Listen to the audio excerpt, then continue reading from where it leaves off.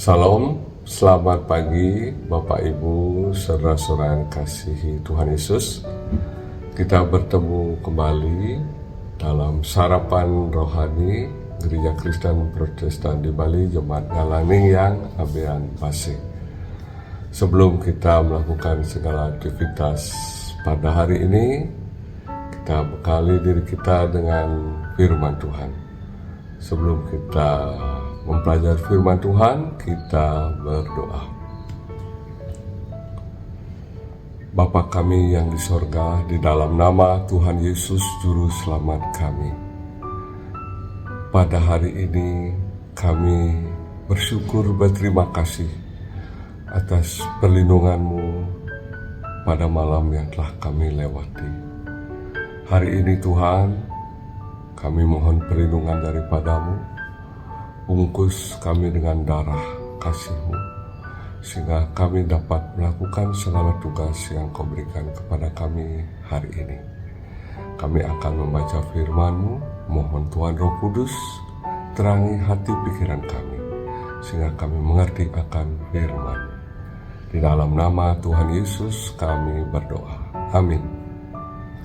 Bapak Ibu, kekasih Tuhan, kita akan mempelajari firman Tuhan dari dua ayat, yaitu dari Yeremia 30 ayat 20 dan dari Efesus 2 ayat 20. Yeremia 30 ayat 20. Anak-anak mereka akan menjadi seperti dahulu kala, dan perkumpulan mereka akan tinggal tetap di hadapanku. Dan perkumpulan mereka akan tinggal tetap di hadapanku.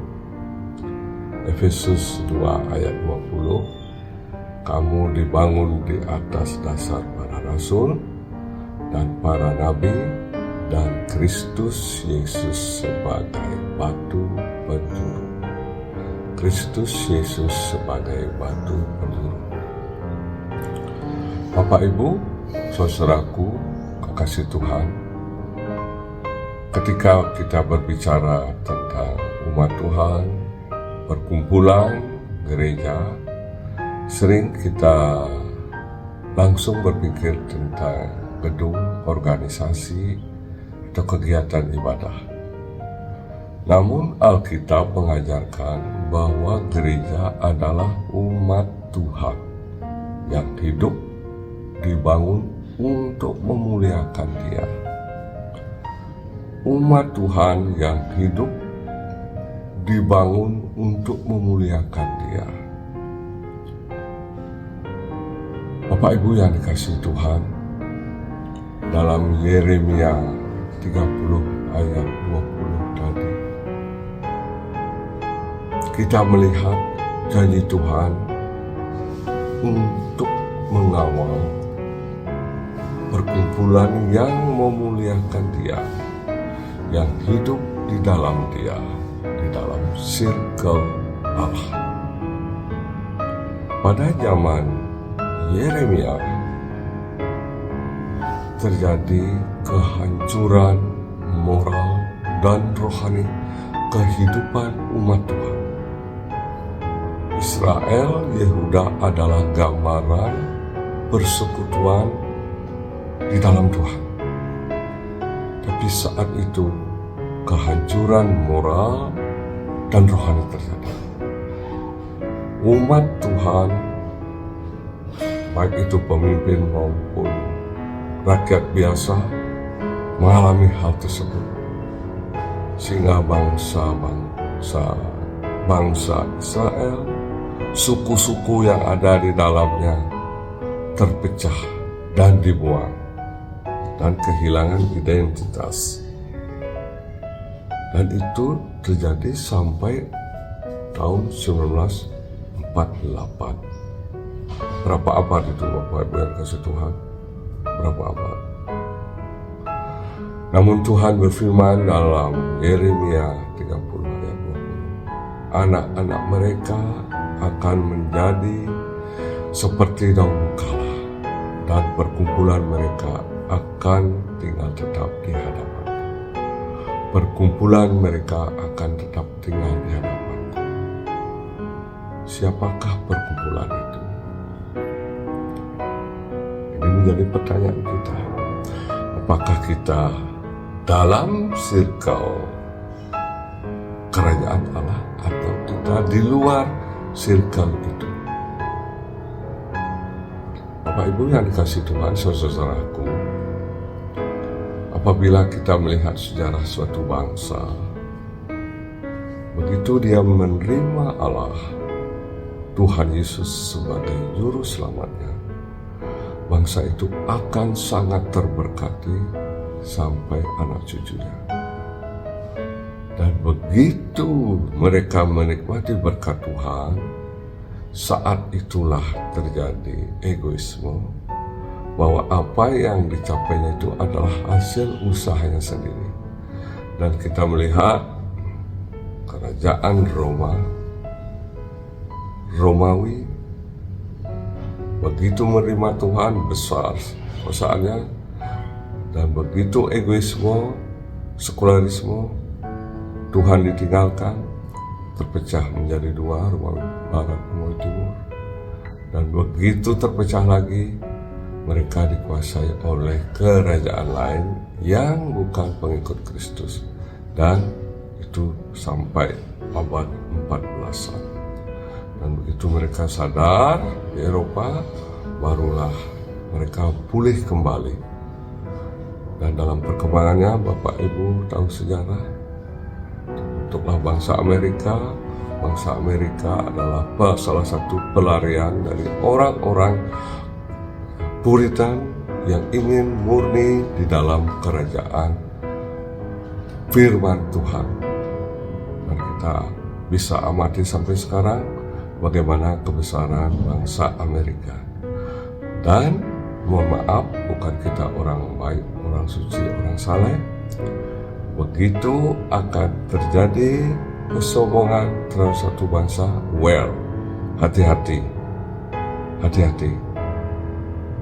Tuhan bisa meninggalkan bangsa itu.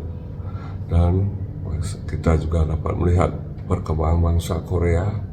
Mereka baru menerima Kristus sekitar 1980 secara komunitas bangsa. Mereka sudah mencapai Kristen sekitar 50% dan sekarang sudah hampir lebih. Bangsa Korea dalam 30-40 tahun sudah menjadi bangsa yang hebat. Apakah itu suatu gambaran suatu bangsa?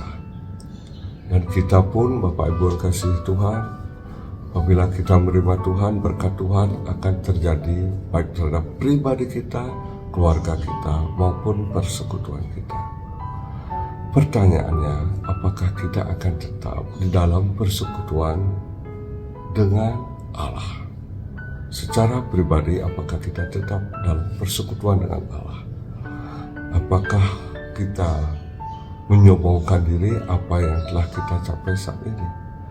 Atau apakah kita menyadari bahwa itu adalah dari Tuhan?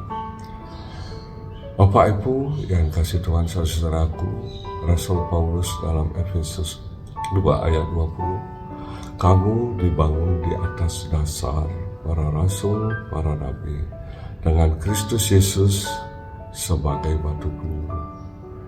Di sini Rasul Paulus mengajak kita, apapun kegiatan, baik secara pribadi, komunal, komunitas, persekutuan gereja, haruslah kita melihat apakah itu untuk Tuhan atau apakah itu dibangun di atas dasar Kristus. Apabila itu dibangun di atas egoisme, apabila itu dibangun di atas kepentingan pribadi kelompok, hati-hati. Kalau tidak kita yang mengalami masalah, ingat anak cucu kita. Oleh sebab itu Bapak Ibu yang kasih Tuhan, baiklah kita, saya dan Bapak Ibu saudara semua, introspeksi diri. apakah saya menonjolkan diri saya? Apakah saya yang diutamakan atau Kristus? Apakah saya melakukan ini demi Kristus atau demi pribadi saya? Bapak Ibu yang dikasihi Tuhan, marilah kita memulai segala sesuatu di atas dasar firman Tuhan. Secara pribadi Bapak Ibu yang kasih Tuhan, kembali kepada kehidupan doa dan firman. Dan kita memiliki hati, kita merendahkan hati kita dan siap ditegur Tuhan. Kerendahan hati, siap ditegur Tuhan. Bapak Ibu dikasih Tuhan, kita sangat bersyukur kita dipilih oleh Tuhan menjadi anaknya. Itu sangat luar biasa. Adam dan Hawa dibuang dari Firdaus. Itu salah satunya karena Allah kasih terhadap manusia itu sendiri. Tuhan tidak ingin manusia kekal di dalam dosa kedagingan. Kedagingan boleh mati, tapi roh selamat. Di dalam kedagingan itu, Tuhan Yesus menebus kita di atas kayu salib. Kedagingan kita disucikan, roh kita disucikan. Oleh sebab itu, marilah kita tetap di dalam terang kasih darah Yesus. Galatia 5 ayat 13a. Saudara-saudara, memang kamu telah dipanggil untuk merdeka, bebas. Tetapi janganlah kamu mempergunakan kemerdekaan itu sebagai kesempatan untuk kehidupan dalam dosa. Marilah kita pakai kemerdekaan, pembebasan oleh Kristus untuk kemuliaan namanya, bukan untuk kembali ke dalam dosa. Saya sudah bebas, saya bebas melakukan sesuatu. Atau yang kedua, kita memang orang berdosa, wajarlah kita berdosa, mari kita tetap berdosa. Maaf, pola pikir yang demikian kita jauhkan dari kita masing-masing. Kita sudah dimerdekakan dari dosa, marilah kita hidup di dalam kasih karunia itu. Bapak Ibu yang kasih Tuhan, kita tetap dalam circle kasih karunia Tuhan. Tuhan Yesus memberkati kita semua. Amin. Kita berdoa. Bapa kami yang di sorga, di dalam nama Tuhan Yesus Juru Selamat kami, Engkau mengetahui bahwa kami adalah orang-orang yang lemah berdosa. Tapi kami bersyukur mempunyai Allah yang mengorbankan diri di kayu salib di Bukit Golgota. Tuhan Yesus Juru Selamat kami yang mengasihi kami. Oleh sebab itu ya Tuhan, kami menyerahkan diri kami ke dalam tangan. Tetap pegang tangan kami Tuhan Yesus, tuntun kami dalam kehidupan kami, sehingga kami tetap dalam kerajaan-Mu. Di dalam nama Tuhan Yesus kami berdoa. Amin. Bapak Ibu yang kasih Tuhan, demikian sahabat rohani hari ini. Tuhan Yesus memberkati kita. Amin.